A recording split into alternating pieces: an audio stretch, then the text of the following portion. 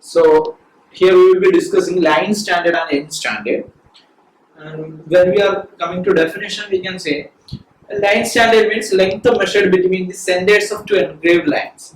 That means if we are measuring a particular length by between the centers of two engraved, suppose we are having a bar and two lines will be engraved in that bar, and if we are measuring the length by using this particular bar, for example our comb scale, in our scale too there will be so many engravings, and by using that we are finding the length. So that can be called as line standard. So here we have given example as material standard yard or imperial standard yard, where we will be having a bronze bar and in which there will be two scribings in the golden blocks which are at 36 inches. So that can be example of line standard.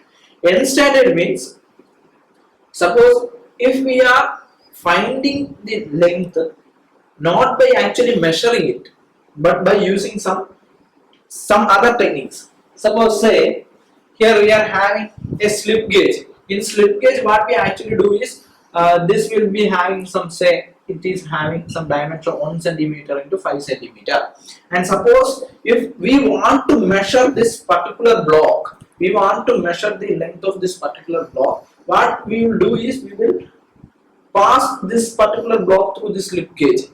If it is passing through this particular gauge, we can say that it will be either 1 centimeter into 5 centimeter or it will be less than that. If we are feeling that this block is having a dimension less than this particular one, then we will select another slip gauge of dimension, say 0.99 cm into 5 cm, and again we will pass this through that particular gauge, and at last by just passing through this gauge we are able to find the dimension. Such cases we will call it as end standard, or say there are two anvils in this.